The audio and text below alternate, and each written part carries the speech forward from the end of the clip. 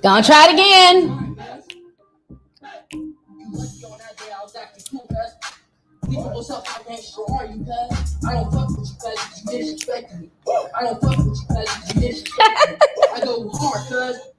All right, you guys. I hope it works. I rebooted. I moved the internet thing. I moved it down here since I'm down here filming. Okay, it looks better. It doesn't look grainy. Get my dance on. Okay, good. It looks a lot better. Okay. Y'all know I'm a perfectionist, honey. I don't like stuff to be low quality, grainy, washed out. My melanin is back. Yay for the melanin. See, when I go pale like that and I look like a white woman, it's YouTube. But you know, slow bitches be like, she bleached her skin. Then the next day I be brown. Like, really? So the melanin's back. I think we're going to have a good stream. Think we can finish where we left off. Okay. Let's see here. TJ sent $10, said, I just started watching the previous stream. I'm glad I caught the live. That fentanyl is no joke. A young girl from my neighborhood just died from it. She was only 17.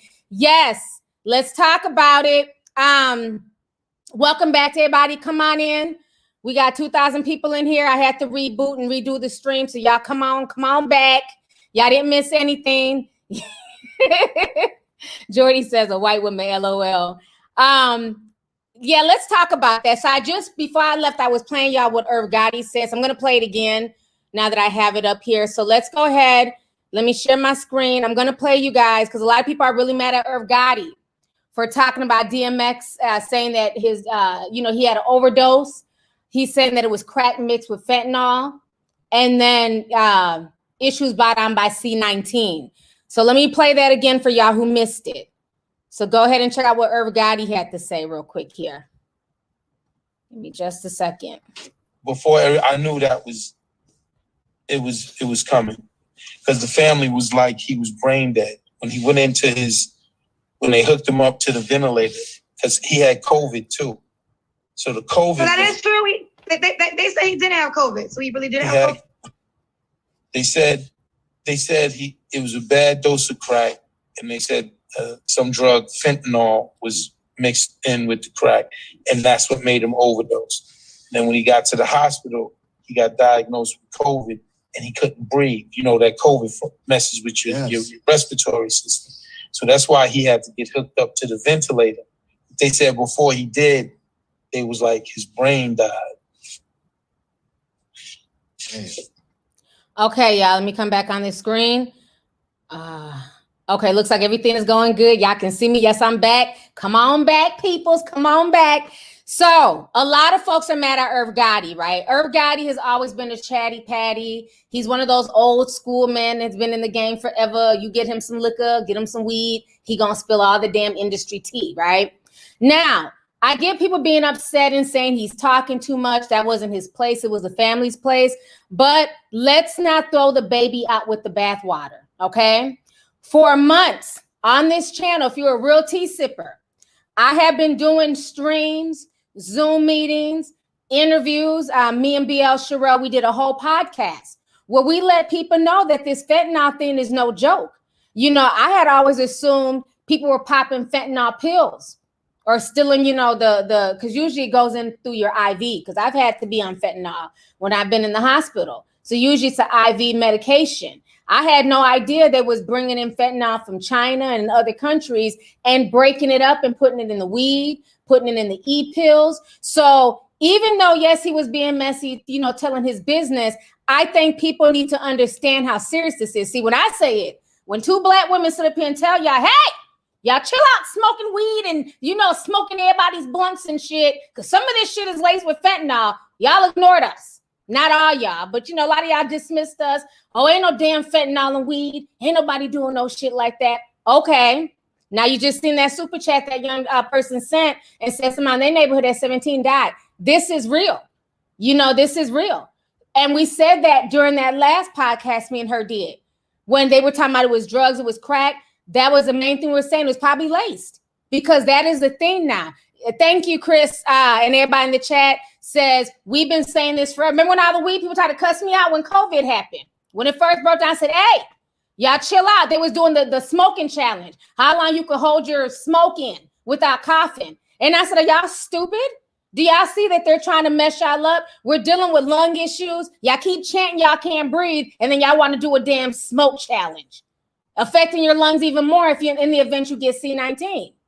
So, like I said, this is very serious, and people need to be aware that if DMX's stash can be laced, okay, I don't know if his dealer laced it or who he got his crack from. I don't know, not my business. But if he can get a laced batch, then who are y'all? Who am I as a regular person? If he's a superstar and some lace shit can end up in his system, it can happen to any of us. So just be very, very careful. You know, I see a lot of people talking about you should grow weed. I'm not going to, encourage them to grow anything because it's not legal in every state. So before you start to grow weed in your garden, make sure you won't be thrown in jail, okay? So I'm not going to say that. But what I am going to say is be careful, because if you did not listen to that last podcast that me and her did, it was about DMX and a bunch of other stuff. Y'all can go look for it on Apple, on Spotify. But we even talked about it because she did research, because that was one thing we was noticing is that people were starting to say they were getting sick from the weed. The Shade Room even posted an article. People's stomach was hurting. They're ending up in the ER from weed. Now, when we was younger, like I didn't know people who had bad side effects from weed. Usually when people smoke weed, they just had munchies. But like I said, I've never smoked weed, physically smoked weed. That's not my thing. So I can't compare the weed from when I was a kid to now because I never smoked it. To this day, I've never smoked it. But I know enough damn smokers in my life where they all tell me it's not the same damn weed. So we feel that the reason why a lot of people are having complications and getting sick is because they want to move everybody to the legal marijuana. And they did this during Prohibition, where they were putting poison in the alcohol. We broke that down in the podcast. They were putting poison in the alcohol, and that was killing people. And then a few years later, they legalized alcohol. Like, look, we're going to legalize it. Now we have a safer method. Instead of y'all drinking that damn bathtub gin and juice, here we got it for you in a damn bottle. So I feel like it's a lot to it. So yes, while Irv is a chatty patty, just understand that this fentanyl is no joke. And we've been talking about that for months. It is no joke. One, like literally the size of an eyelash can kill you. You just need a little amount. And if you're not used to it, that can definitely mess up your system. If he was used to smoking, one thing, and then the fentanyl is mixed in there, it probably was an overload on his heart and what caused him to have a, heart attack and stuff like that. So the whole situation is sad. But either way, his funeral, I really enjoyed it. I watched it. BET has streamed it. I thought the funeral was really well. Swiss Beats said a lot of real stuff. Let me go ahead and play you guys what Swiss Beats had to say. And I love when his daughter got up there and she started freestyling. I thought that was dope. That was really sweet. So y'all go ahead and check this out real quick here. Love my brother very dearly. Words can't describe our loss, but our gain is heavy as well, because we got a real serious person upstairs that's looking down on us, and that's going to guide us through our journey. He keep popping up on me. He started the show late today. He already up there acting up. You know what I'm saying? But the only part is like, I just wish all these people showed up for him when he was here. You know what I'm saying? We got thousands of people claiming who they are on tickets and things like that. This man needed everybody. He didn't need everybody when he's not here. He needed everybody when he was here. Okay, so he said some real stuff. You're growing, I'm learning to hold my head up. You're growing, I'm learning to hold my head up. My daddy's still holding my hand, so I gotta get up. And I learned so much from my father. He taught me life is my story, I'm the author. He taught me to be strong, but it's okay to be afraid. Cause sometimes it'll show you how to be brave. I know how to get up whenever I fall. I never give up, I give it my all. Cause I know I'm big even though I look small. Looking at my daddy's picture on the wall. I know he want me to be the best I can be. Nobody else, I gotta be me. My brothers and sisters, we all stand together. Throw up the X, daddy forever. I learned how to understand the good and the bad. I look in the mirror, sometimes I see my dad. I know he's with God, cause I know he loved him. Head up, you're wrong. Whew. That gave me chills when I heard his daughter doing that little rap. I said, that's the female DMX right there, and she don't even know it yet. I mean, usually when kids get up and, usually they don't say a whole lot at funerals. I miss my dad. Or, remember when Michael Jackson died, and she was like, daddy was the best dad. Usually they just cry and they break down, right? I was not expecting her to do that. And I'm like, and it rhymes. And she's good. And she's on beat. That is Little DMX reincarnated in the female version. That she killed it. She was saying some real stuff. So that was really sweet. Like I was saying, I thought Kanye West's performance, it kind of looked ritualistic to me, with all the red lighting and the circle and all that stuff. And I think a lot of people felt that way as well. But I thought overall, I think it was a really good funeral, and I'm glad that they were able to stream it for people who could not be there. And he deserved that send-off. And I was really happy to see the two women in his life, his ex-wife Tashira and his fiance. I just loved how Tashira has just grown, because she went through a lot with DMX. We don't sugarcoat shit over here. I'm a big fan, okay, big DMX fan. But he wasn't the best husband. I mean, the fact he has 15 kids by 10 different women lets you know he was not the best husband to her. So for her to have grown and for them to come to a place where they get along and they just want to be there, to make sure the kids all know each other as siblings, I think that's a beautiful thing. So I really respected Tashira for just stepping up and showing that young woman, DMX's fiance, just showing her love.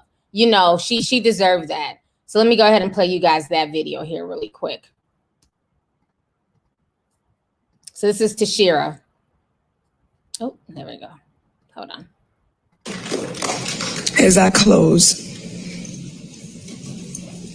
I am going to recognize Desiree, because from day one, real women do real things.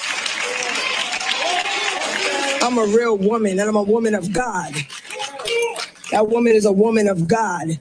She's in training, she's in the work, she ain't perfect, but she love that man. And that's why I love you.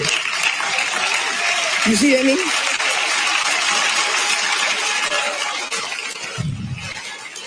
So when she comes up,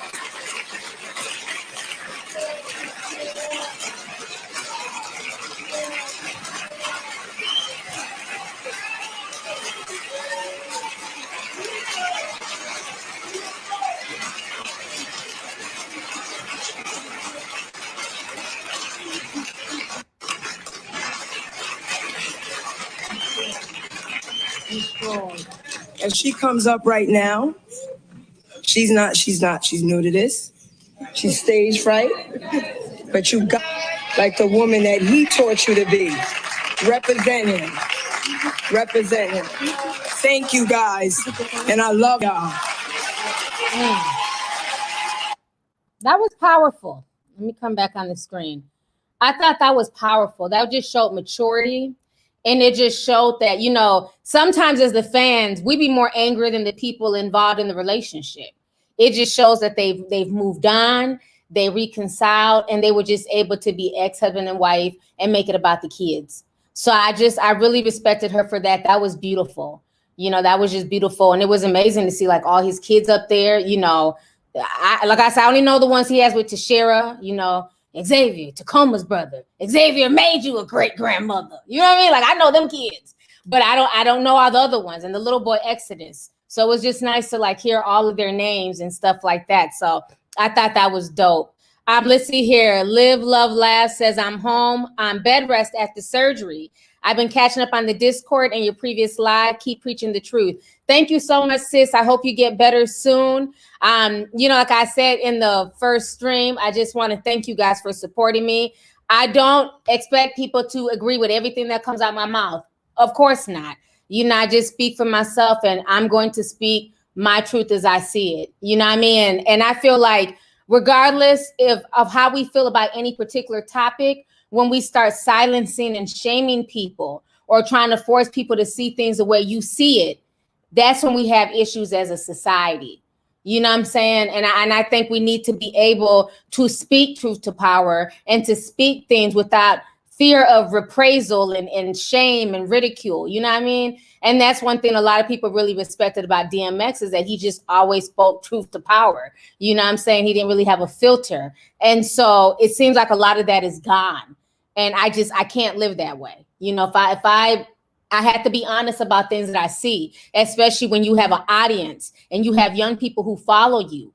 What kind of person would I be? What kind of mother would I be? What kind of auntie, sister, whatever y'all claim me to be, would I be to not speak the real and say, you know, we have to talk to the kids about real situations and how to handle it.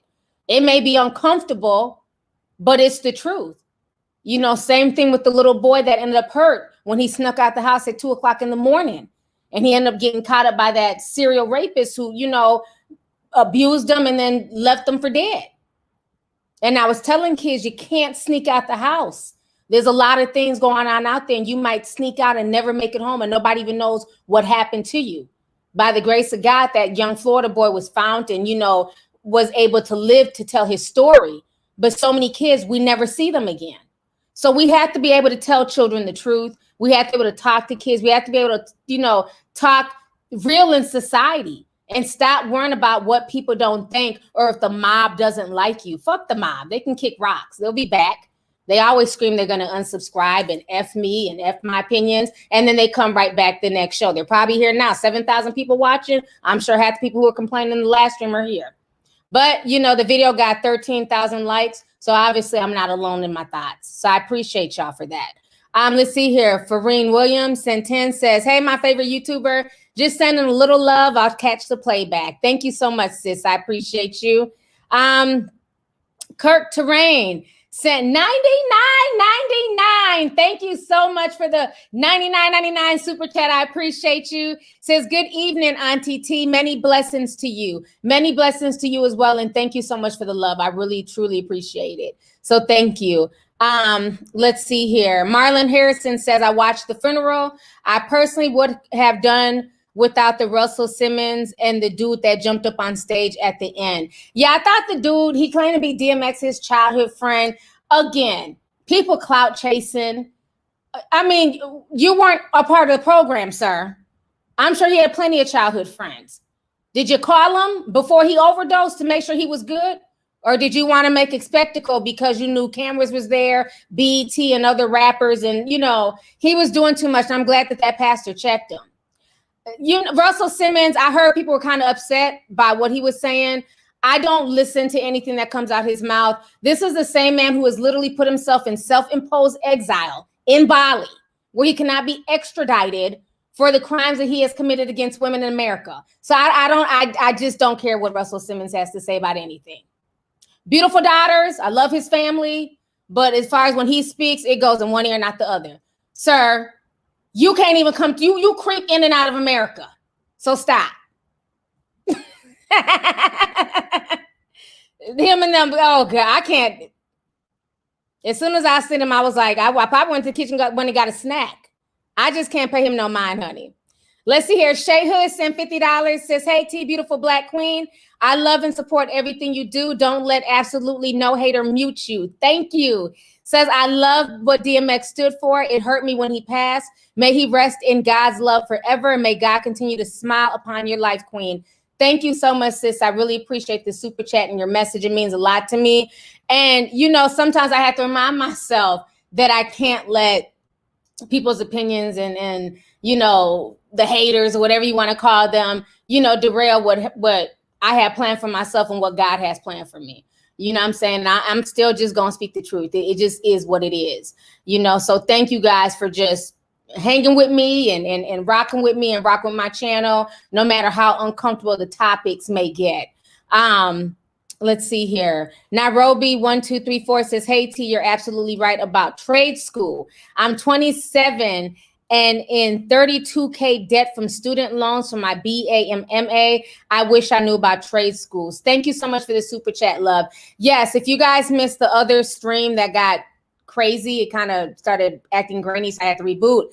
A young man has sent a super chat and said that he was finishing his master's program. So I was thanking him and just telling him congratulations. And so I was speaking to the young people because we've been doing Zoom meetings about this. Because one thing, I do a lot of conversations outside of YouTube. YouTube is not a platform where I feel comfortable as much talking about certain things. So when we get down to real shit, we do Zoom meetings.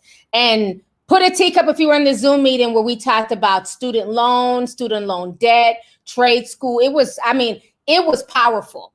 I mean, if you weren't in there and you haven't watched it and you're in the Discord, please watch it. It was a wealth of information in there. You know, people telling their real stories and things like that. And like we were saying in there, unless you're trying to be a doctor or work in tech, a lot of these jobs are going to be obsolete, and it makes no sense getting yourself into debt, okay, to go get a degree. Then when you leave school, there's no jobs. Think about how corrupted the system is. They'll give you, sis, a $32,000, right, to go pursue your education. No 18-year-old is mature enough to handle $32,000 per se, right? This is what they say. 18-year-olds, 19-year-olds, they're too immature for them to come into a bank and ask for a loan for 32 grand. If they want to get it for a car, if they want it for a down payment on a business or a house, oh no, you're only 18. You can't handle that much money. You'll probably spend it on Xbox video games or some shit. But don't you guys find it strange that they have no problem giving these same 18-year-olds student loan debt? Okay, student loans for 30, 60, 70, 80, up to 100 grand. So which one is it? They can't get $100,000 loan to go buy a new house and build equity and something that will appreciate for them in years to come, but they can get student loan debt. If y'all don't understand the play at hand here, that's what I was saying. Don't knock blue collar workers. You know, I see a lot of people who act like, you know, blue collar work is beneath people. Absolutely not. Okay? Nobody ever thinks about a plumber until they need one. No one ever thinks about, you know, an electrician until you need one. And those jobs pay well. And I was saying in the previous post that at my house, there's a lot of contractors out there, and I've been talking to a lot of little young boys there. Well, I'm young. I'm like, got a little baby face. How old are you? 19, 20, 21 years old. On these big ass 8-foot ladders, putting wiring up in the house and all that stuff, making 25 to 30 bucks an hour. Apprenticeship work, getting trained in by their uncle who owns the business. So yes, definitely there's no shame in a trade school. There's no shame in getting an apprenticeship. Plumbing, electrician, they make very good money. So that was one of the things that we were talking about, because this whole school system, this whole college, it's a trap. It's a debt trap. Unless you're going to do something medical or, you know, with science, technology, a lawyer, then yes, you do need to go to school. But you don't need to go to school necessarily to like be a realtor.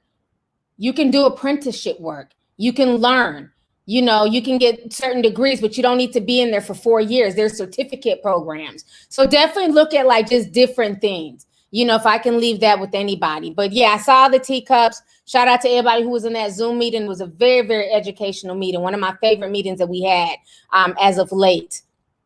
But yeah, it is. It's just all, it's a ploy. But don't feel bad, sis. Don't feel bad at all. Let's see here. Nairobi says, can't drink at 18, but they can put you into debt. Shake my head. Exactly. You're not young enough to drink, but we can give you $100,000 worth of student loan debt. It's crazy. Peach sent $10, says, finally in the right place at the right time. I've been watching you for 6 to 7 years. This is my first live. I'm proud of you, sis. Keep up the amazing work. Thank you so much, Peach, and welcome. I'm glad you're able to make it. Thank you. Dora's late night gossip art says, hey, love, can I please rejoin the Discord at work? What do you mean? Can you rejoin it at work? Oh, can you rejoin? As of right now, the Discord is closed. Right now it's closed. But thank you for the super chat. Let's see here. Latoya P says, you are amazing. Sent the $20 sticker. Thank you, Latoya. I appreciate you. So the DMX situation was definitely crazy. So like I said, while everybody's upset with Irv Gotti for being messy, just understand, that fentanyl is no joke. And if it can take out DMX, it can take out a regular schmegular person. So be very mindful when going to these parties and partying with people. Everybody does not have good intentions. And these drug dealers of today are not the same as the drug dealers of yesteryear. They seem to be a lot more sinister. The way they're trying to make their product stretch by using chemicals that can kill you, that's very, very sinister. Back in the day, most drug dealers, I'm not a drug dealer, but I'm assuming you want your clientele alive so they can come back and buy more, right? But it seems like the ones, nowadays, they don't care. They're just trying to make their quick money and move on to the next city. So it's very scary. So be very careful out here partying and, sharing blunts and, doing lines in the bathroom, Miley Cyrus and all that goofy shit. Let's see here. Denise Castillo sent $49.99. Thank you so much, Denise. Appreciate you. Let's see here. Corrupted sent $19.99, said thanks for being you. Thank you so much, Corrupted. Eli Garcia sent 50, says I am one that was in my feelings from your lives. I got over it and I'm back. Sorry for the bad energy. Thank you so much. And just thank you for being honest. I appreciate you. And thank you for the super chat. Like I said, we're not always going to agree, right? But when you really sit back and you think about what I was saying, I was giving advice that can save people's lives. Okay. It's not about being condescending. It's not about being mean. More information has come out about the girl. Half the stuff that was being told was lies. Nobody was coming there to jump her. It was one of the foster sisters who called. They were there to, I don't even want to get into the whole thing again, but there's just more information that has come out. Does that negate what happened to her? No, it's messed up. Just like the little boy in Chicago, it's messed up. No child should have to lose their life. But again, as parents and as adults and people in the community, we also have to ask honest questions. What was a 13-year-old doing outside at 2:00 in the morning, firing a gun at somebody's house? See, those conversations make people uncomfortable. So I appreciate you for being honest and saying that you were upset, but then you later on, digested it and you're back. So thank you so much for that. I appreciate that. Let's see here. Andre Wellington says, hey, Auntie, remember when you did that 2-part video about credit back in 2016? I really appreciated it. At the time, I was a teenager. Love you. Thank you so much. And I'm really glad that video helped you. I know it helped quite a few people to be able to build their credit and understand why credit was important. And as we go into this, well, not new millennium, but, as the years have gone on, credit is very important. Credit will keep you out of certain housing, cars, that interest rate. So credit is very, very important. So the sooner that we teach our kids about that and stay on top of them and stay, and you stay on top of your finances and stuff like that, the better off you'll be. That's why everybody's out here scrambling to get homes right now, because the interest rate is so low. But who's missing out on that good interest rate? People with bad credit. So that's the thing. Make sure your credit is up to par, pay your bills on time. That doesn't make you a square. It doesn't make you a loser. No, it makes you smart, business-minded, and about your financial stability in the future. So all that, when we were growing up, that was a joke. Having bill collectors calling you and owing debt. You notice how that was always the joke with Black comedians? And it was almost like it was normalized to Black folks to feel like debt is just normal. No, it's not. You know what I'm saying? Because those same jokes weren't being told in the white community. They've always been on top of their debt. Not all white people, but you know what I'm saying? The majority. They understand finance and debt because they're taught that. We're taught to hide from the bill collector. And, when he calls, act like you're somebody else. Hello, she ain't even here. Wrong number. Me not speak no English. Click. It's always a joke. But as I've got noticed, this was real life. Like, you need your credit. You got to pay those bill collectors off, So that's just the truth of the matter. So thank you for that. Let's see here. Kim Star Since 699 says, hey T, what do you think about the tourism industry? Do you think it is wise to move to a major, do you think it's a wise move to major in right now with all this mess going on? Love you. The tourism industry depends on what you're trying to do. You know, when you say majoring, I don't know, like, I'm not sure like what degrees go with the tourism industry. But right now, tourism is definitely slowed down. So you really want to focus on degrees where you can get money and things that you can use no matter where you go. Because if you're only focusing on tourism, what happens when tourism shut down like it did in 2020? Whereas with people who work online with computers, IT systems, there's no shutting down. With medical, people are always going to be sick. People are always going to be having babies. You know, they're always going to need people in those fields. So those would be the fields that I would feel comfortable telling young people to go. Not saying don't chase your dreams of being a tour guide or whatever you want to do, but see if there's alternatives where maybe you do that on the side, or maybe you work on a Carnival cruise ship doing certain things, you know, or maybe doing IT on the cruise ship. So you're kind of, you know, you're doing the tourism thing, you're in different parts of the world, you know, but then you're also doing the IT, you're making things run on the ship. So just some ideas that you could look into, sis. So thank you for the super chat. Let's see here. Lenore Dorsey says, you always keep it real. I appreciate you. Thank you so much, sis. And thanks for the super chat. Rodell Baby 01 says, lovely. I finally caught another live. YouTube doesn't notify me anymore. Anyways, love you and your commentary and the info you bring. Keep shining, love. Thank you so much. And thanks for coming through. So yes, you know, there's all types of different things we can do out here, you know, but like I said, I just want the people who follow me. I feel like I got a lot of just really dope people, really smart people, you know, who follow my content. So I want the best for those people, you know, so I'm going to definitely give you advice that can guide you in the right direction. You know what I'm saying? Because again, you want something that's going to be long lasting.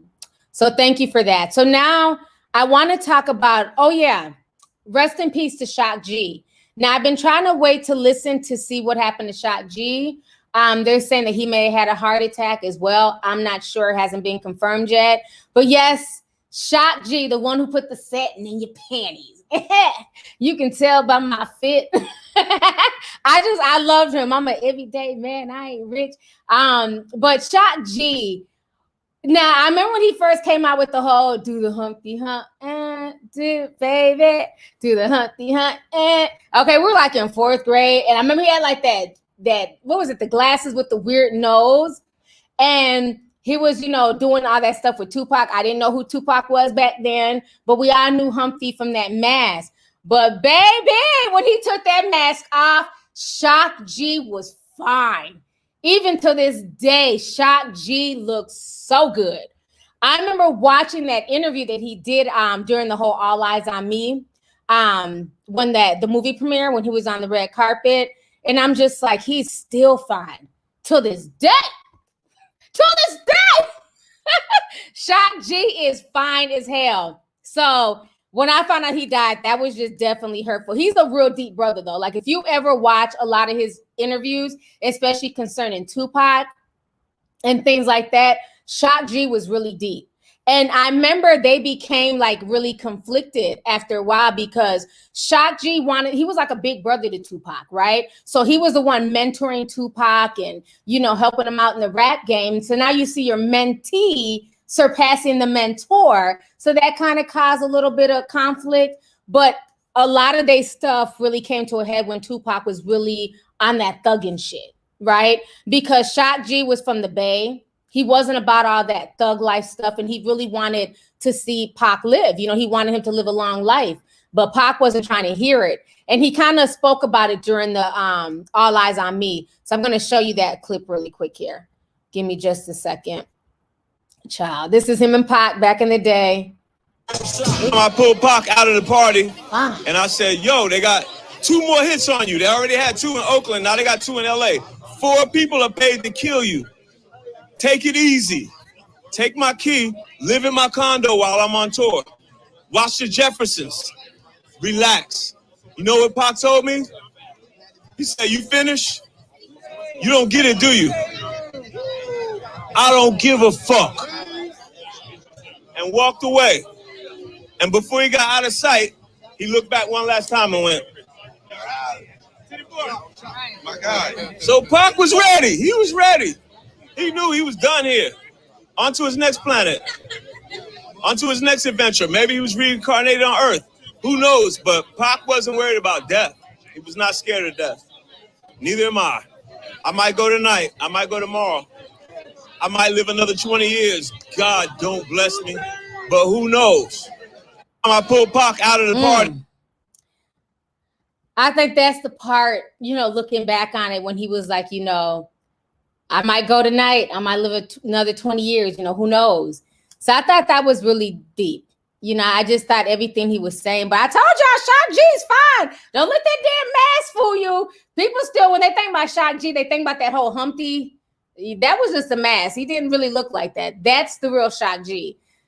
Child. And he was in his 50s, honey. He was still fine. Go look at them younger when Shock G was younger. Very handsome man. So it's really sad that he passed away. Rest in peace to him. Just a real deep brother. So it's like we're losing a lot of our icons, unfortunately. You know, we had DMX and we had Black Rob, and now we have Shock G. So again, just understand that life is short. On top of this, somebody says, who is Shock G? Come on, child. Go back and rewatch the stream. But yeah, on top of this, I want to also talk about the young man who lost his life a few days ago for all the sports athletes. Now, AAU season is back. I had posted a video on Instagram yesterday because it was kind of snowing. I was going to my son's AAU game. So it started snowing. You know, like Prince says, sometimes it snows in Minnesota in April. So it was cool. But it was after the Zoom meeting. Like I'm literally shutting down the Zoom meeting the other day and I'm going upstairs and my youngest is like at the top of the stairs like, Terrence Clarke just died. And I'm like, who? What happened? And then he was like telling me, he's like, he died and BJ, you know, they were all in a car accident. So it was a lot of crazy stuff that went on. And now the video has come out showing everything. So I'm going to show you some of that here. For y'all who don't know, Terrence Clarke was playing for Kentucky.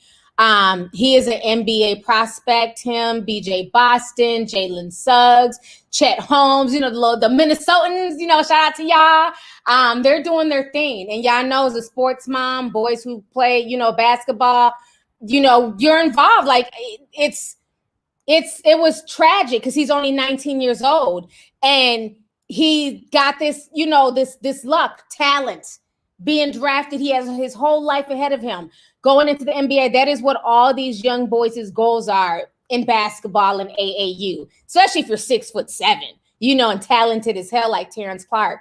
So it was shocking when I heard this and I posted this on Instagram. So now it's come out what happened to him. We knew it was a fatal car crash, but, you know, a lot of people assume that, you know, maybe a drunk driver hit him. And that was not the case. He was speeding and he ended up crashing. Thank God he didn't kill anybody else. I'm going to go ahead and play you guys this news clip here. Very tragic situation. Extremely tragic because he was so talented. So give me just a second to pull this up here. Okay. Has died after a car crash in Northridge. At just 19 years old, the freshman guard was preparing for the NBA draft just yesterday, signing with major sports agency Clutch Sports before tragedy struck. Tonight, new surveillance video shows the crash unfold at 2 o'clock this afternoon on Winnetka Avenue and Nordhoff Street. Police say Clarke ran a red light, slammed into another car before losing control, hitting a pole and a wall. He was the only person in the car. First responders rushed Clarke to Northridge Hospital, where he was pronounced dead. The other driver was not hurt. Let's go live now to David Pingalore, who joins us in studio as the sports world is mourning tonight for the rising star. Ping. A young man that's touched many lives with a bright future ahead of him, tragically cut short. Terrence Clarke was a highly touted prospect coming out of high school in Boston, where he chose to go to the University of Kentucky over schools like Duke, Texas, and UCLA. Clarke was limited to just 7 games because of an ankle injury this year, averaging nearly 10 points per game. The 19-year-old was considered to be the city of Boston's best prospect in years, a gifted athlete. He was in Los Angeles getting himself ready for this summer's upcoming draft, where he was projected to go into the second round. A number of athletes reacted to the news, along with his former college coach, John Calipari. In a statement, he said, in part, a young person who we all love has just lost his life too soon, one with all his dreams and hopes ahead of him. Terrence Clarke was a beautiful kid, someone who owned the room with his personality, smile, and joy. LeBron James, who was part of Clutch Sports, taking to Instagram, posting a photo of Clarke, captioning the post, "Rest in paradise, nephew." Before entering Kentucky, he was ranked the 8th best high school basketball player in the country. All right, y'all, let me come back on this screen. So the whole situation is tragic. So like I said, if you're into sports and, you know, we watch all these young kids grow up, you know, like most of the people I follow, funny enough, are like the same people my kids follow. Like I follow all the young athletes like Mikey and Bronny and Shaquille O'Neal's kids. I follow them. Like those are like the main people I follow, just because I just enjoy watching their athleticism, how much they've grown. We've watched these kids, you know, since they were like 10, 11 years old, you know, just being through the AAU circuit and on YouTube and things like that. And he was number 8 in the nation. But again, okay, I have to keep it real. Okay, and this is the part some may take offense, but I have to be honest. You know, a lot of times I like to dismiss what older people say. Y'all is, oh, y'all always are judging. But do y'all understand why I say that? Do not let, especially when you have goals, when you have things to live for. Okay, you have kids out here who really don't know if they're coming or going. They don't know where they're going to be in the next 5 years. You know, everybody can't dribble a ball. Everybody's not going to make it into the NBA. Everybody's not going to be LeBron. Everybody's not going to be Beyonce. Everybody's not going to be Tupac, right? I didn't know what the hell I wanted to do at 18. I had a baby, but I had no idea what I wanted to do, where I was going to be at in life. So what I'm saying is this: when you have things to live for, when you want to be here, you have to make smart decisions. And I'm not going to apologize for saying that. There was no reason for him, knowing that you're number 8 in the country, you're going to be drafted into the NBA, one of the best players out there. What was he thinking? It breaks my heart, because it'd have been easier to digest if it was a drunk driver that hit him. But the fact that he was doing 80 miles per hour in a 40-mile zone in residential Winnetka. We used to live in the valley. There's not a lot of spots you can just go flying, right? We live right in Canoga, Chatsworth. I know that whole area. Northridge Mall right up the street. So you're coming flying, not giving into consideration anybody else. He already hit a car. Thank goodness the person that he hit, they didn't, get any severe injuries, but he hit that car, bounced out that car, then ended up slamming into a pole. Again, we have one life to live. We have one body. Okay? Either you can live your life or you can chase death. And I feel like when you have goals and you have things planned for your life, you have to move accordingly. That doesn't mean that you can't walk out the door and get hit by a bus. That don't mean that you can't get struck by lightning. Any of us can go at any time. So I'm not saying that, but I'm damn sure not going to chance it and chase it. So I hope this is a lesson to all these young boys. Don't let this fame, don't let the fact that you number 1, 2, 3, and 4 in the nation, understand this. Jaslyn, Chet, and all these kids that the top 10 prospects that are going into the NBA, understand that just because you've been blessed with this thing on earth to go into the NBA and to have all this athleticism, it can be taken away from you at the drop of a dime by reckless decisions. Now I'm gonna say something else that folks ain't ready to talk about. Hope my stream don't get messed up. I low-key feel like they were racing. And that might be wrong for me to say, but I'm trying to figure out why he would just be flying through an intersection at 80. I low-key feel like them kids was racing. BJ was in the car behind him, and BJ got hurt too. Well, BJ didn't wreck anything, so I'm confused as to how they're saying he got hurt, but I don't know. I got to look up more stuff on that. I feel like they were racing. I really do. You know, the NBA is scared to call it out. You know, when you say anything, unless you're giving folks undue praise in their death, you can't pick out anything else. You just got to say RIP and keep it moving. Not on this channel. We're going to have real conversations here, because there's a lot of young people like my son and others who look up to him and who look up to BJ and who look up to all these, you know, wonderfully athletic teenagers. But they need to make good decisions so they can be here to see everything that their parents and their family put into them. Them AAU damn, how many, put a teacup if you pay for AAU, for basketball, football, hockey, soccer. That shit ain't no damn joke year after year. The clothing, the tournaments, driving, gas. You put a lot into these kids. And it's not, we're not doing it because we think our kids are necessarily going to be in the NBA or in the NFL. Track, good. Somebody says track. So it's not even that we're doing it because of that, but it keeps our kids off the streets. Organized team sports keeps kids disciplined. They understand how to listen and talk to adults. Because, you know, the hours between after school, 3 and 6 o'clock, are the main hours that kids get into trouble. So that's why we have our kids in sports and stuff. So I can just imagine what his parents are going through. You done put all this work into your child, and I'm sure he had coaches and everything else. It's so like, it's very hurtful. Very hurtful. It was sad when I heard the news, and then when I saw what happened, it's even more sad because he had his whole life ahead of him. I'm not saying don't have fun. I'm not saying, you know, don't party, don't celebrate, but be very, very mindful that your last action is not your final action on earth. But I really feel like they were racing, because I just don't understand why he would just fly out the blue through a red light in an intersection. I think they had been racing up the street. And by the time he tried to stop, he couldn't stop. He was going too fast. That's why he flew through that red light, hit that car, and hit the wall. I believe they were racing, but they're not ready for that conversation.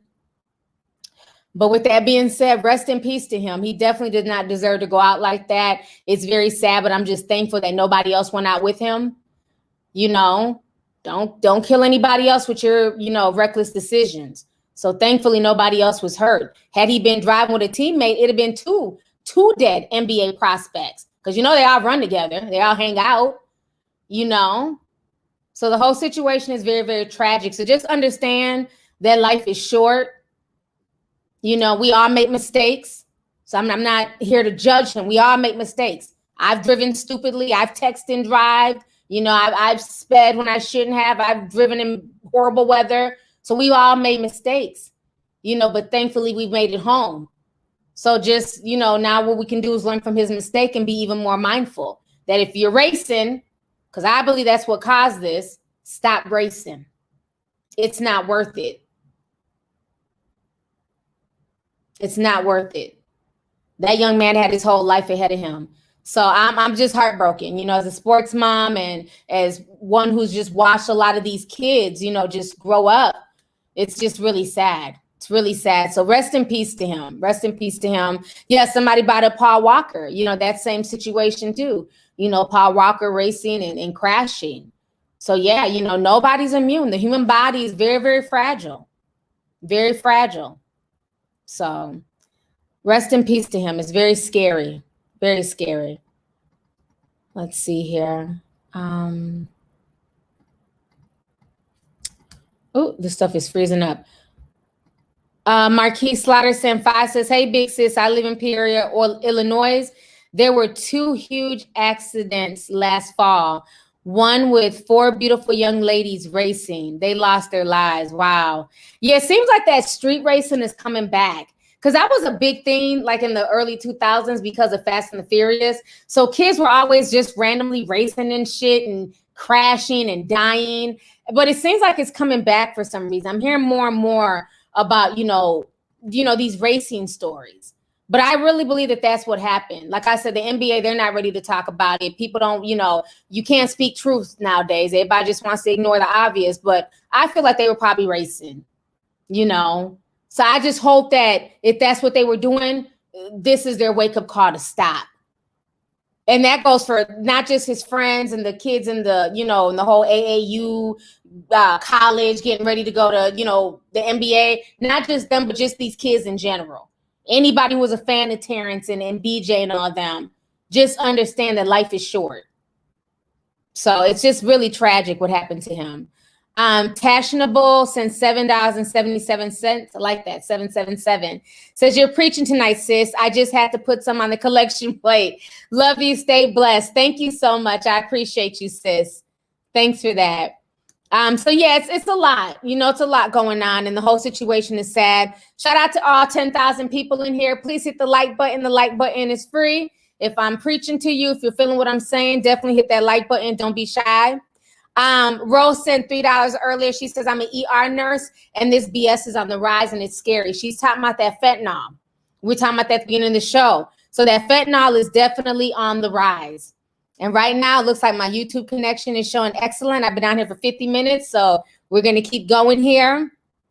Let's see here. Adrian Ford says, hey, T, just stopping by to show some support. Thank you so much, Adrian. I appreciate you. So let me go ahead. Christian sent $5 and said his brakes probably gave out. Yeah, I could see that. Depends on how fast he was going. And that's the thing. When you're flying from like way down the street, by the time you're trying to stop, you need enough space to stop to not go through that red light. So it may not even been his brakes necessarily going out, but him just going so fast that the brakes are not able to stop in time, but I just I can only imagine what he was thinking, that last second as he's getting ready to slam it, knowing he has so much. God, it's just sad. And only 19. That's the part that's just sad. He's the same age as my oldest. So it's sad. Miss Fifth says, I know as a mother of two boys, this is very touching to you. Prayers to you and yours at this time. Love you, T. Thank you so much, sis. I appreciate you. Starseed Glow sent $20. Thank you so much for the super chat as well. Yeah, the whole situation is sad. And I know one of his cousins had left a message on my Instagram page, so their family, they're definitely taking it hard as well. Like I said, you never hear about these kids. They're not troublemakers. They're all relatively good kids because I follow them on the gram and, they're not on there wilding out and, they're pretty respectful children. That's one thing I will say. LeBron, Shaquille, Mikey's father, they raise their kids. They're pretty good kids, just normal teenagers. They're not on here doing all that stuff with guns and all that other shit. So I enjoy following the young athletes more than the young rappers because the young rappers, I just turn into mom. Like, stop. Put the gun away, sir. Whereas the young athletes, they're just doing regular stuff. So it's just really sad. It's really sad, so rest in peace to him. Let me see here. I wanted to also hit on this as well. Right now, okay, let's talk about the whole Jaslyn Adams situation. Jaslyn Adams, the 7-year-old girl who was killed. While we're on this topic, I want to talk about that really quick. They found the killer. And the killer of that baby was an 18-year-old young man who's now just basically thrown his life down the drain. Now they're saying he was the driver. So this was it was either 2 or 3 people total, including the driver, that had to do with this. I'm going to play you guys this news clip first. Let's just listen to the news clip first. And I'm going to say what I got to say about the situation. Of course, folks will be offended. It makes me no difference. But let's go ahead and listen to the news clip here. Let me try and pull it up. Here it is. Okay, this is a young man. See that? All these tattoos on his face and shit. Child. Bond is denied for a man charged with murdering 7-year-old Jaslyn Adams. Tonight, we're learning new information about what police say was his role in the killing and who else may be involved. Good evening, everyone. I'm Jackie Brown. And I'm Tamon Bradley. Kelly Davis is live with our top story tonight at 5. Kelly. Good evening, Tamon and Jackie. Marion Lewis appeared in court virtually this morning for his bond hearing. As you mentioned, it was denied, and the state's attorney released some new details about exactly what unfolded 1 week ago today. The judge called it, quote, disturbing, to say the least. No kids die in the shack. A small group gathers outside McDonald's 1 week after 7-year-old Jaslyn Adams was murdered. It hurts me to see our children dying because I have a daughter myself. No justice, no peace. The young girl's death has rocked the city's west side as kids cry out for change. Put the guns out. I want to live. Police arrested one suspect in connection to the murder. 18-year-old Marion Lewis faces more than a dozen felony charges, including first-degree murder and attempted murder. What happened? Something happened. From the time you were born to 18, you're still a baby. Something happened. Lewis was arrested Thursday after police say he led them on a chase down 290, then crashed into a median and tried to carjack another family's vehicle. Both those weapons that were on his person that were recovered, they did test positive to the murder weapons used at the scene to kill Jaslyn. During today's bond hearing, the state's attorney said Lewis was driving the car involved in the shooting.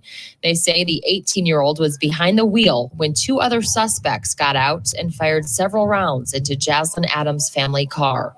Police have identified the 2 other men, but they are not yet in custody. You can run, but you can't hide. We are going to bring you to justice for this crime.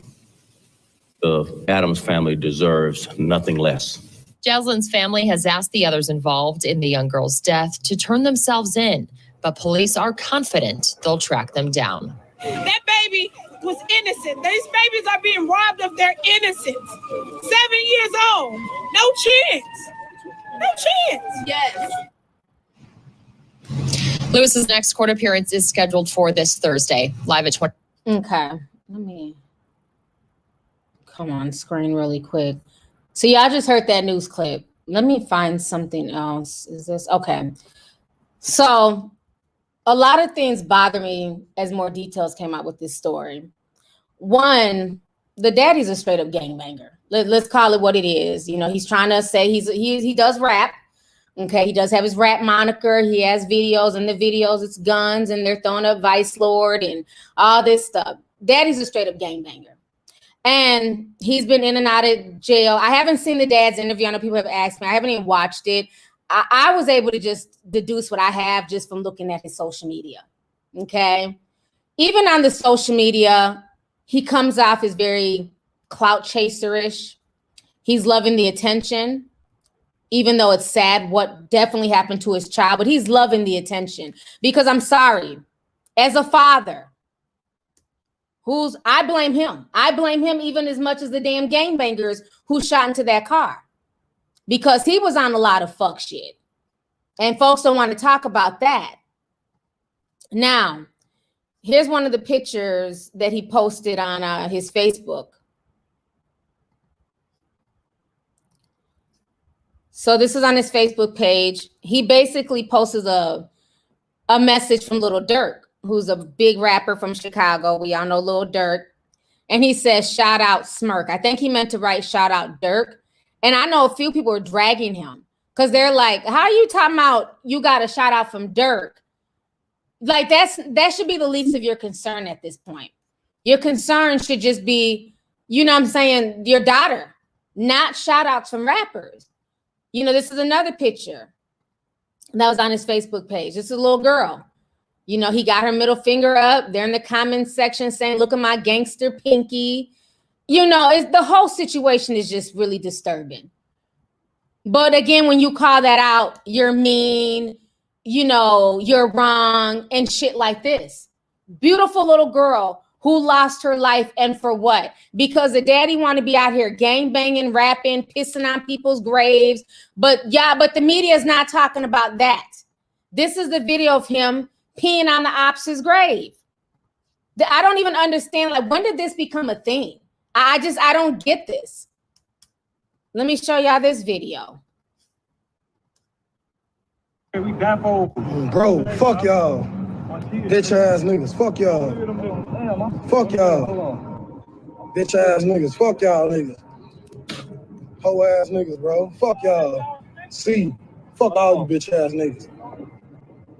Hoe ass. Bro, fuck y'all. Bitch ass niggas, fuck y'all. Fuck y'all. Bitch ass niggas, fuck y'all niggas. It's sickening. It's sickening. That is what got that little girl killed at the age of 7. Her father's antics, his disrespect, his gang banging. But nobody wants to address that, though. Nobody wants to talk about that. And now you got an 18-year-old boy done got caught up in the mix because probably that's all he's been taught to do is gangbang. At 18 years old, he got a whole face full of damn tattoos. Why? You're not a rapper. You're not in the entertainment industry. Why? It just does not make sense to me. So he's driving, and then 2 other morons see their op, this disrespectful father who is pissing on a dead person's grave, who probably was a gangbanger himself, who knows?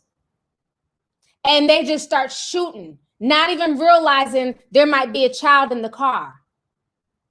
And now the father is being held some type of, victim/hero. He's heroic. He survived. He was just a father. That's why I said you got to look into a lot of these stories even deeper. The whole situation is just sickening. It's really sickening. Now, there's another young lady who came out and was blasting the father. Okay? I'm not going to play her whole video. She's just doing a lot of screaming and cursing and all this chicken head shit. But y'all can go ahead and listen. She's blasting the father.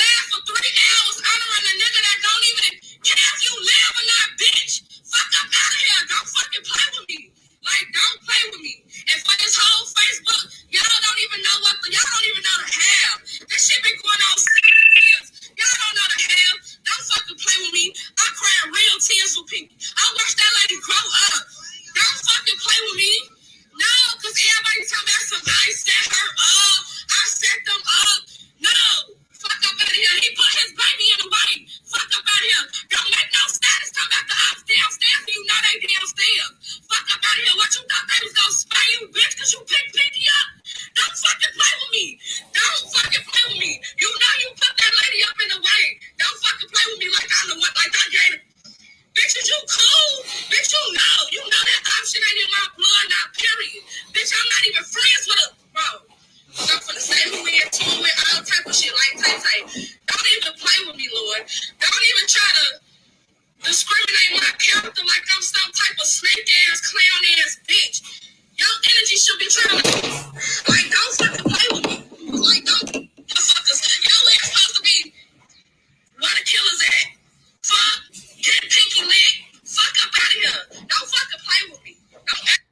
Okay, y'all, let me come back on the screen.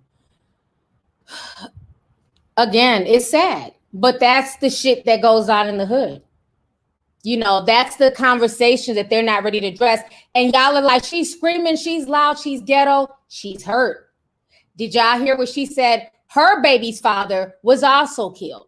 So now she's a young woman out here raising her child fatherless. They're over here taunting each other on social media. And they're saying that all of this started because of a PPP loan scam. Because Chicago police were posting the names and addresses of people who got PPP loans. And his name happened to be on there. So he was talking about, oh, the ops are gonna, end up coming to my house a few hours before he took his child to McDonald's. But she was saying even before all this happened, he had been jumping in the ops' DMs, taunting them, keeping shit going. Because we all know in the hood, it's just tit for tat. This person kills somebody, then they go back and retaliate. And it's just tit for tat, and it goes on for years. She said the shit been going down for 7 years. So, again, if you're in the streets like that, and you're hot like that, and you want to gangbang, why even have your child with you? You know, everybody keeps wanting to talk about street code. Oh, well, back in the day, there was a code. If you saw your ops with their mother or their child, you didn't shoot. This ain't 1990. These fucking kids are high off of fentanyl. You think they care? They're so stuck on social media and living this reality, this weird virtual reality world, they can't even understand the difference between being on social media and not being on social media. Everything just blurs for these kids. That boy has so many damn tattoos on his face. You mean to think that you would think somebody like that with all them damn tattoos, he looks high as hell in that mugshot, he has enough wherewithal to think, oh, he got a child, we're not even gonna do this. No. And again, let's not forget how much the music glorifies this too. There's even a new drill rap where the new thing now is to basically put all your business out there and on record, tell who you shot. And they're using the Mariah Carey beat to it. If y'all know the name of that, let me know. It's something demon drill or deal dreaming, some shit. But it's a new form of drill rap where all of this stuff is being glamorized. So y'all think all these people who even like in King Von's song, his most popular song, what was that about? It was about him running into the ops and shooting and everything else. One of the most popular songs out here. The beat, but it's one of these challenges. I seen it on damn TikTok, and they're basically rapping about killing. They're rapping in the song about killing their ops, but I can't think of like what it is. Some new drill challenge. And again, they start these challenges because they want you to tell on yourself. And when you're talking about things that nobody should know, not even the police, you're telling on yourself. So when you get arrested, please don't cry tattoo tears talking about, oh, somebody snitched on me. You snitched on your damn self via TikTok. There's a bunch of those videos. Yeah, they're using the Mariah Carey, her song. It's like her beat. I was just shocked when I seen it. I was just like, wow. But the whole situation is just insane. Like I said, I feel just horrible because this is a baby who had nothing to do with this foolishness. She has nothing to do with what her father's involved in. But again, this is not the gangbangers of yesteryear. Remember earlier when I said that these are the drug dealers? These are not the same drug dealers from when we were growing up. There was some type of ethics back then. You didn't want to kill your clientele. You didn't want to make your stuff so potent that they would, fall over in the kitchen and die because you want them to come back and buy more damn crack. But now these new dealers, they don't give a damn. They're cutting shit with fentanyl. If you die, you die. They're on to the next. And that's the same way I feel about these gangbangers. Y'all want to have all these rules from when Tupac was trying to put together Thug Life. These little young ignorant ass gangbangers, they're not thinking about no shit from the 90s and codes on, gangbanging and, there's certain street codes that are to be respected. They don't care. They ain't been caring.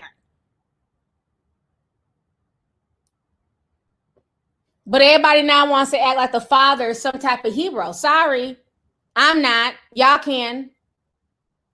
I believe it was his fault that his baby died. all the foolishness he was out here doing.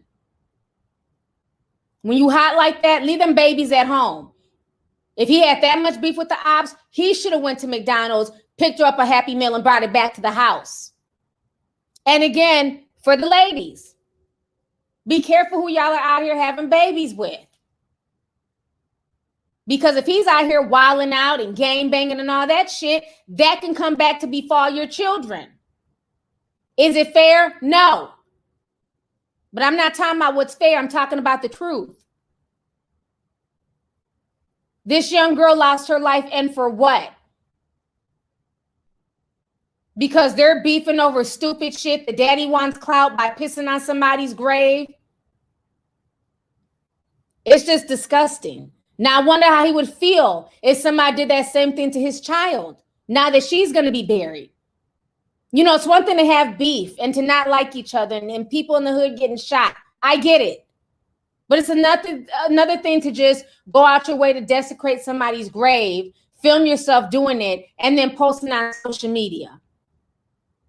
It just doesn't make any sense. Did you think the ops were going to let that go? Why keep adding fuel to the fire?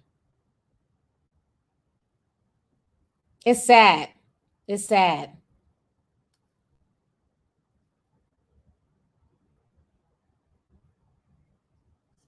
Oh, somebody says, Sugar Mafia says, it's crazy, it just hit me. Remember when DMX was in Belly being a drug dealer and laced his ex's coke?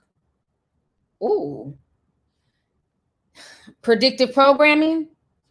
That's crazy. I didn't even think about that. Wow. That's crazy. Angie Reed in the comment section says, T, remember the song, Mama, Don't Let the Babies Grow to Be Cowboys? Honey. Yes, times have definitely changed. Let's see here. Amber Brianna says, did you see the video where he said he's not dying over his child, but will die over his guys? What?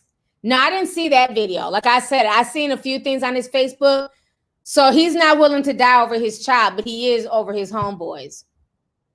That right there tells you everything you need to know about his mentality. Thank you for the super chat. Tina Howard says, meant to say criminality. Okay, Tina Howard sent 10 says, I'm wondering who are the protesters even talking to? The problem is in their community, and many people don't speak up about the criminality going on in their community. Exactly. Exactly. A lot of this stuff is things that happen in the community, just like that girl, she was hooping and hollering. She says, you know who did this. You know exactly who killed your daughter. A lot of folks know the shit that goes on in the street. They're not going to talk, you know, the whole not snitching stuff, but a lot of folks know what goes on. Some people just like that chaos. And it's sad. Let's see, just like when the Mayor Lightfoot was yelling and talking about when the 13-year-old boy was shot by the police, how this is the community's fault. Absolutely fucking not. Where are his parents? You know, like, I think it's to the point where people are getting tired about getting blamed about stuff. Like, it's hard enough, everybody just trying to raise their own children. Yes, it'd be nice if we could be a community and look out, but also if you're having issues, you need to also ask for help. Fernanda Mendez says, thank you for always keeping it 100 all the time. You're more than welcome. Thank you so much for tuning in, and I appreciate you. Aaliyah Janice says, it's very true. Kids from Jacksonville are doing this trend. Young Geen Ace has a song called Who I Smoke. It samples a song from White Chicks. Okay, thank you. Thank you. That's the challenge, the Who I Smoke challenge. Now, I haven't heard that one. There's another one I heard, and I think that dude, I don't know if he's from Chicago or where, but he used the Mariah Carey beat. So, yeah, it's a challenge going around. And Aaliyah, I feel the reason why they're doing this challenge is because it's just another way to fool the youth into snitching on themselves. Let me see if I can find the challenge. Let me see if I can look it up. Then I don't know if the song, it might be. Yeah, okay, I see it coming up. Criminal lawyer reacts to sniper bangs Who I Smoke. Even criminal lawyers are talking about this. Every person dissed in Young Ace's Who I Smoke video. That's sad. It's sad. I don't want to play it because, you know, the beat and copyright and stuff, so I'm not going to play it. But y'all can look it up. Okay, Stephanie said the same thing, Who I Smoke by Young Ace. Yeah, so now it's leading into a challenge where people, you get on TikTok and you just rap. Do your knees hurt? I shot you in the knees. I was hiding in the bushes.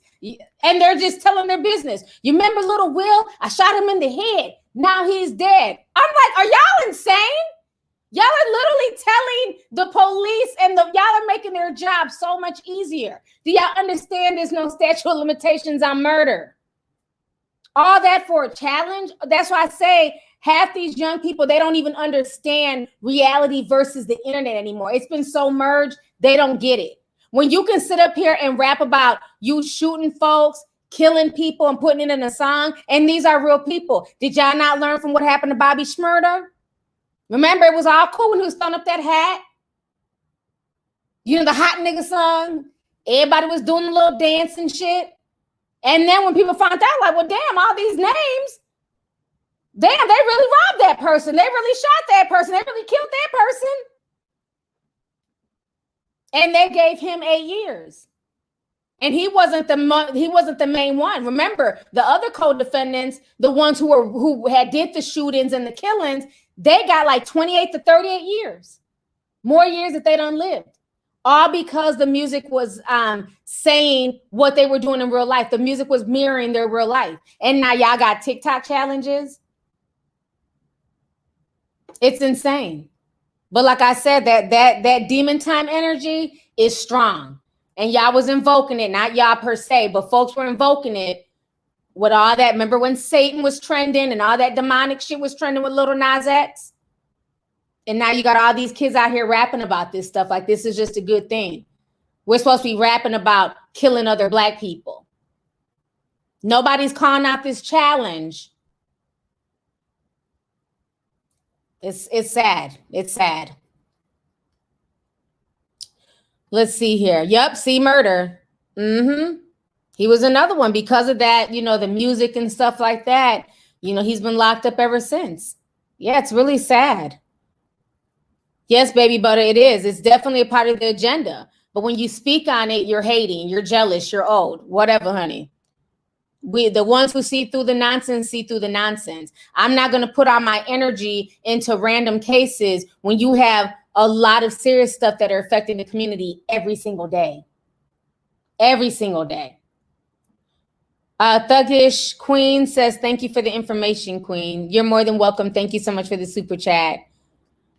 So now I want to go ahead and talk about the whole situation that's going on with Little Tay. Okay. For y'all who don't know Little Tay, she was this little white and Asian girl. I think at the time she was like 9 or 10. She was viral, just a brat. Cussing. She was the youngest flexer in the world. That's how she blew up on social media, her Instagram page. Her mother and her brother were filming her just doing all types of crazy stuff. So now Little Tay's page is back up and they're claiming that she's being abused by her father. Her white father ended up getting custody of her. Now he got a new Asian wife. And so the brother, I think his name is Jason or something like that. He's claiming that they're abusing Tay and they've used all her money that she's made on endorsements and things that she got on Instagram. They took all her money. So I'm going to go ahead and play you guys these clips of Little Tay here. Give me just a second. Oh, I've been on here already. 1 hour and 18 minutes. Time is flying. Okay. So this was the father coming to the house. And child support. Do you know this? You haven't been in her life for years and now you show up? And now you want to use her career as blackmail to waive your child support expenses? How can you even explain this? And then you go on to manipulate the press to look like the hero parent. Have a good day. You owe 6 figures in child. You're gonna come in and abuse my mom and my sister now? Good job, Jason. Nice one. But what about the millions of dollars you stole? Real mature, Chris. You're gonna act like you're the righteous one. Okay, so that was a video from when he was coming to come get Tay. This was the day that Little Tay learned that she wasn't gonna be at home making stupid Instagram videos no more. So this is him and the new girl. And now he's saying Chris Hope and his wife, Hani Hope, had been living a lavish lifestyle and going on vacations, all off of Tay's money. This is only 1% of the pictures I could get a hold of. Notice how Tay is in none of them. They have abused Tay her whole life, and now they are living off of the millions that they stole from her. Everybody's saying not to donate to the GoFundMe because Little Tay's brother is running it. I'm not the beneficiary of the GoFundMe. There's no options for me to withdraw anything from it. Tay legitimately needs help. I'm posting on my sister's page because Chris Hope has silenced her, so she cannot speak about the truth. These are some pictures of Chris Hope and Hani Hope enjoying their millions that they have stolen from Tay, telling the world the truth. So these are the pictures, I guess, from them on vacation. Him buying her jewelry. Her with the nice ass bag. More Louis Vuitton and flowers. More vacation. But you see that's not Little Tay, some other little boy. Them at some, I don't know, sports event.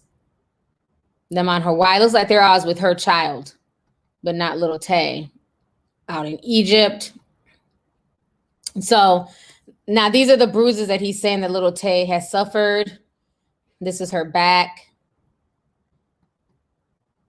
That's her face.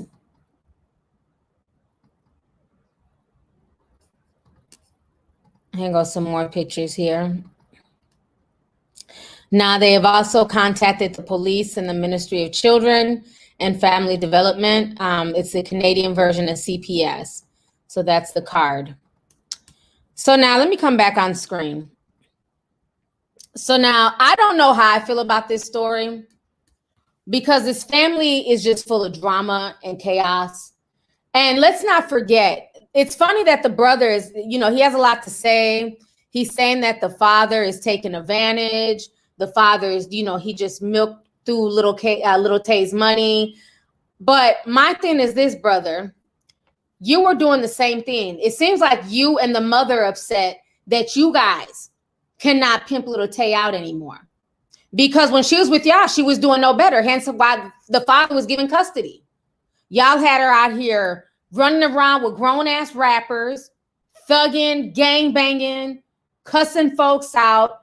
The mother was filming her. The mother was a realtor and would have her daughter come to these houses and flex these rich people's cars and homes like it was hers. All for Instagram, you know, information. So to me, you're in no moral position to judge the father. Let me go ahead and refresh our memory for y'all who don't remember who Little Tay was and her attitude. Mind you, the brother that's talking all this shit on her page, he was the one filming all these videos of Little Tay. So let me go ahead and refresh y'all's memory. This was the youngest flexer in the world. Little Tay, the youngest flexer of the century. I'm only 9 years old, but I'm richer than all y'all broke-ass haters. This female kitchen is bigger than your whole entire living room, and I got 4 more houses. Y'all haters are already older than me, but y'all still talking shit. I'm a 9-year-old millionaire, and I've been smoking dope, bitch. Shut your mouth before I smack you, auntie. Little Tay out here balling in the I-8. I dropped 200 racks on this car, and I'm only 9 years old. I got the keys to this car. See this? These are butterfly wings. Y'all haven't seen this car in your lives. I've been driving this around the Beverly Hills area, and I'm only 9 years old. I ain't got no license, but I ain't ever gonna get no license. Little Tay just got verified. Y'all hoes said I wouldn't make it, but bitch, look, I'm verified now. Little Tay, the youngest flexer of the century. Bitch, I got verified. God damn it, what the hell? Oh! Child, let me come back on the screen. Little Tay's persona just irritates me. I never found it funny because I'm grown. So I don't like badass kids. Y'all know that. I don't like little badass kids. Don't like bad baby. I just don't like bad children, right? So she always annoyed me because she played up that bad persona.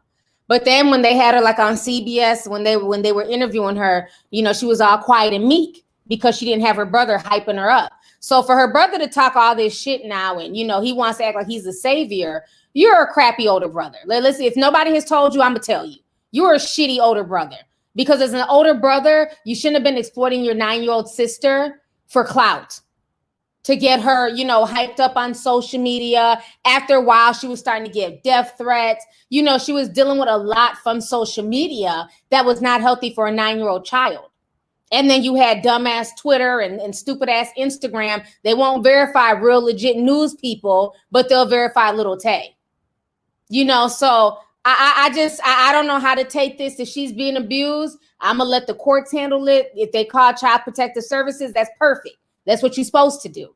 I'm gonna let Child Protective Services go through their investigation. But as far as the brother, you know, I see everybody trying to run now, and because their brother set up a GoFundMe. They said the GoFundMe is at like $11,000. I feel like this is just another point for them to get money, because a little meal ticket, Little Tay, is gone now.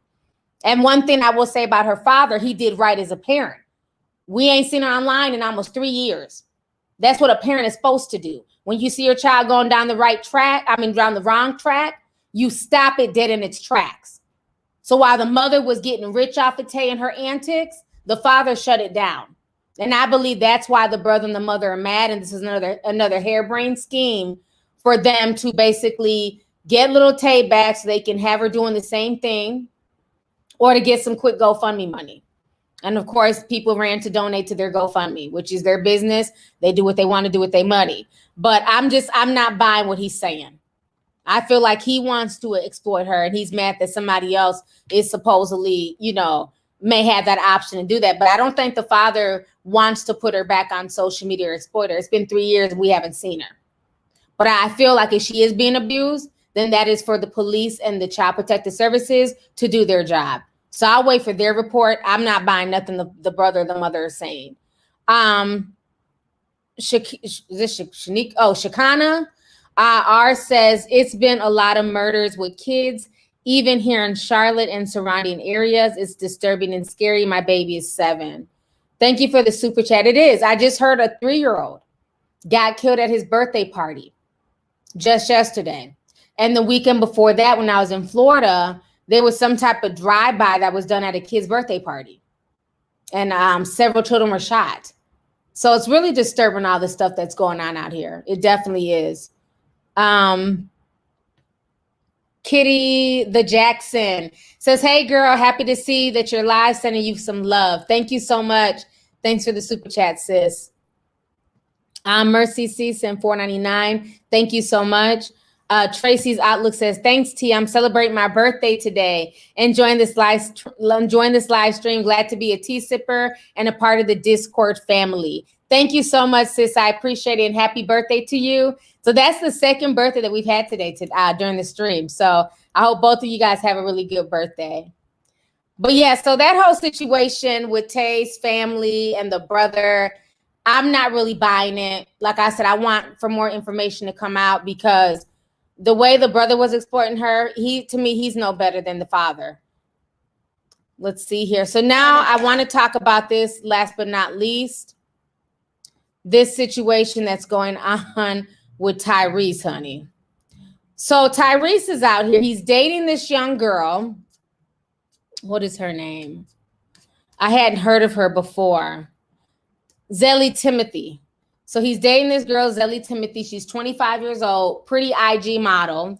And I don't know if Tyrese is going through a midlife crisis. I don't know what's going on, but he just decided it would be a good idea to go live on his Instagram and shave this girl's coochie. I don't know who asked for this.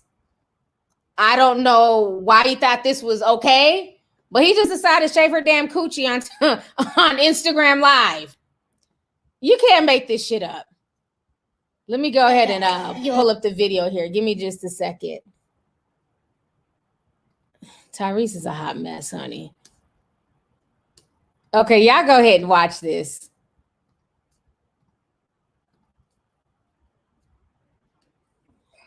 So I'm gonna put the creamer first. I'll mix it with some oil. Okay. Yeah, focus.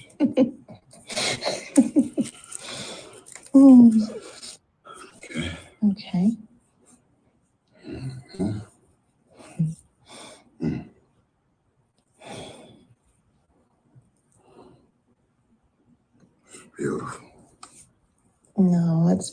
It's your man hands. Whew. I know we're supposed to be shaving, but I'm thinking about something else. Shaving.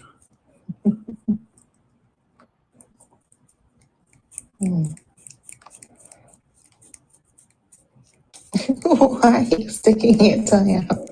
I don't know. I didn't even know I was doing that.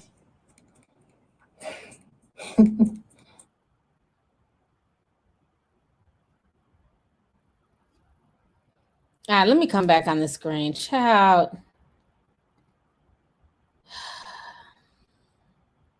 Really, Tyrese? Really? Now, I'm going to say this.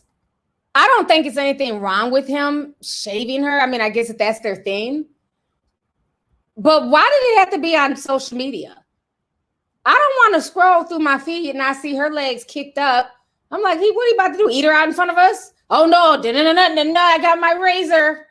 Nobody asked for this, Tyrese. Like, what the hell? Like, I just feel like people would just be doing too much for social media attention and validation. He wants everybody to know he got him a little young girl. She's half his age, and he's shaving her cooch. I don't understand it.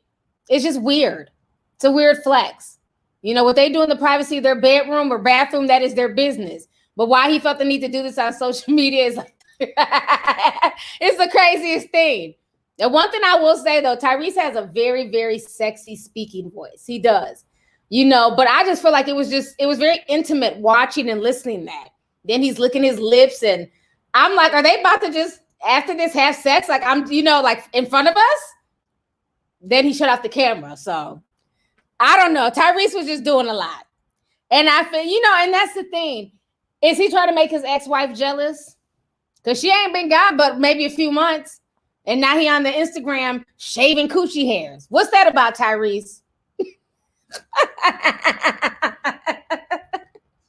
The whole situation is a hot mess. Let's see here. Genuine Smile says she's got off work and I'm here. Finally caught another live. Love you, T. Love you too. Thank you so much for the super chat. Thanks for coming through.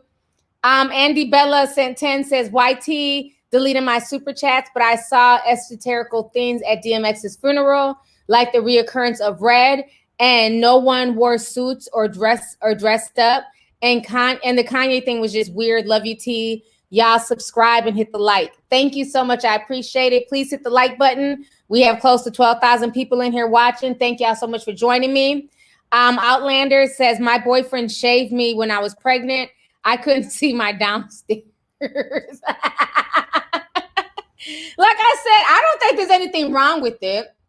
But again, your boyfriend shaved you in the privacy of your home. He didn't say, hey, Facebook, look what we're about to do. He didn't jump on Instagram Live, so I don't think there's anything wrong per se with what he did.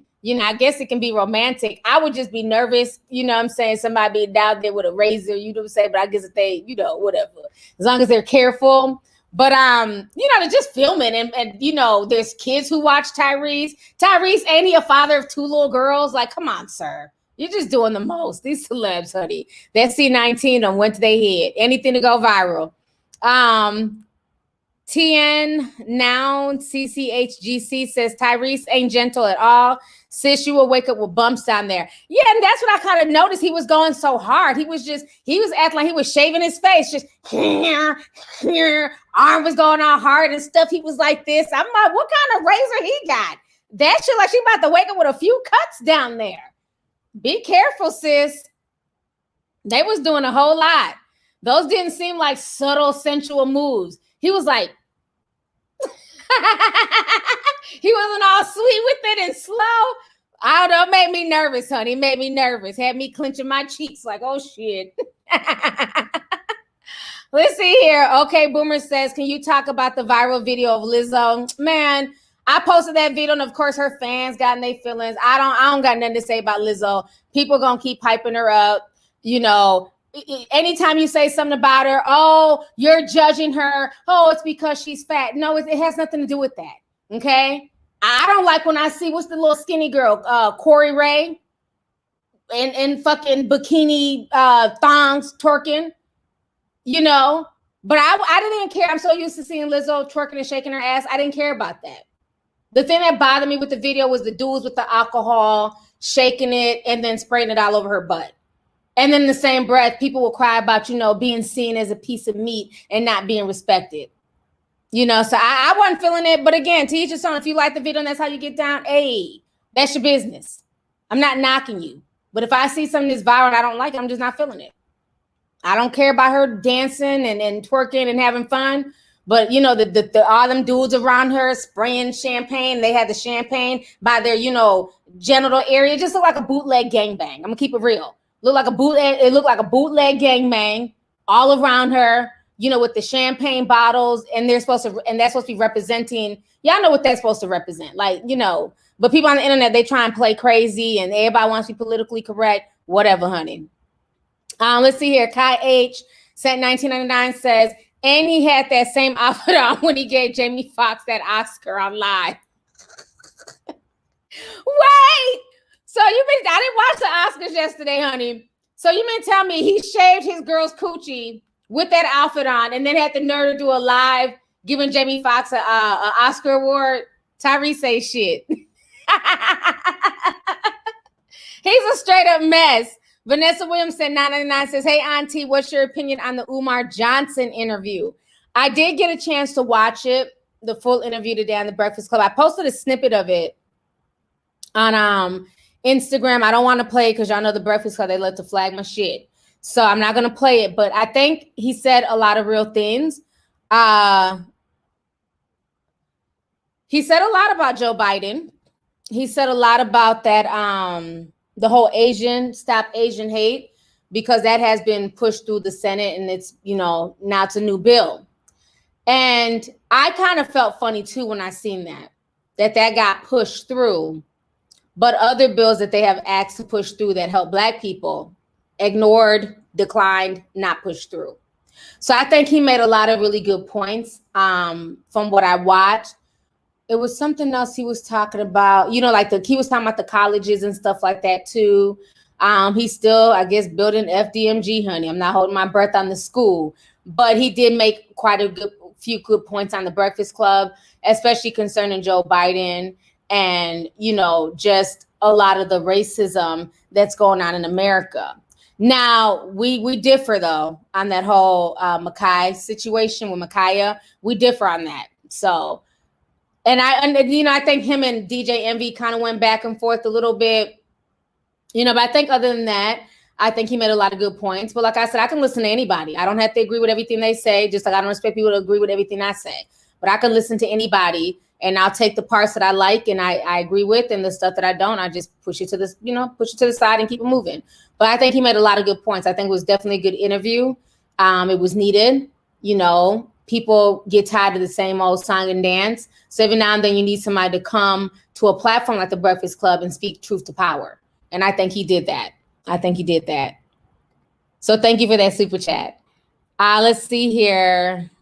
I don't know how to pronounce his name. Noma Zulu. Okay, I can't pronounce it. I just have to go slow. Thank you so much for the super chat. Says, I learned more from you than my own big sister. Wow. Thank you so much. I appreciate that. I really do. I appreciate the love that y'all show me here. It means a lot. But yeah, I've been on here almost an hour and a half, probably longer than that. This has been a really, really good stream. Let me just make sure I talked about everything I wanted to talk about today. Make sure we hit on everything. Yes, we did. Yep, we hit on everything. So the stream goes by so fast when you're just talking about like real stuff and having real dialogue. So I appreciate everybody who came through. But yeah, I did. I enjoyed his interview. I thought it was a good interview. If y'all haven't seen it, definitely check it out. Like I said, I've been saying for a while, they are trying to push this whole Asian hate thing where it's Blacks versus Asians. They're trying to push this narrative, and it's very disturbing that they're pushing that, and I agree with him when he says that he feels like they want Asian people to kind of be in a majority with white people, because we know, this country is getting more and more mixed, a lot of interracial relationships and things like that. So I think, what he was saying about that was very real, that they do want the Asian minority groups to kind of come over to the white side. And another thing I find very interesting, and this is just what I've been talking about with people here in Minnesota, because the other cop that was involved in the George Floyd situation was an Asian man, right? That Asian man's sister was married to Derek Chauvin. So me and my homeboy was talking the other day that I wonder if there's going to be a sympathy card played for him because he's Asian. With all the stuff that's going on with the Asian hate, stop Asian hate, are they going to make it now where everything was that white man's fault and I'm the Asian guy and I was just taking orders? I didn't know. So that's something I don't think a lot of people have really put two and two together with that. How he's going to use that whole Asian situation to possibly benefit him when he goes to trial. So just some food for thought. Just some food for thought. So on that note, you guys, I've been on here for an hour and 40 minutes. I'm going to go ahead and get ready to log off and read these last two messages. Von Zeta Reed says, hey, love your channel and shout outs to Lovely Joe if you're in here. Thank you so much. And thank you for the super chat. You know, he's in here, honey. He's in here sipping slow. They all be. Let's see here. Charity Williams and 10 says, hey, T, tomorrow's my birthday. I'll be turning 21. Love you. Keep slaying. Oh, that's awesome. Happy early birthday to you. And thank you so much for the support. Thank you for coming through. Child, I'm on my 21st birthday. We went to the club. We had so much fun. It's like, oh, you finally feel grown because now you don't have to go to the 18 plus clubs. It's like now you can go to the 21 and up. So, have fun, enjoy your 21st birthday and just enjoy your 20s. They go by very, very quickly. So that's one thing I will say. So on that note, you guys, thank you guys so much. Over close to 12,000 people here for spending the past hour and a half. Sorry about the issues with the previous stream, but this stream went well. So I will talk to you guys soon. You guys have a good day. Bye.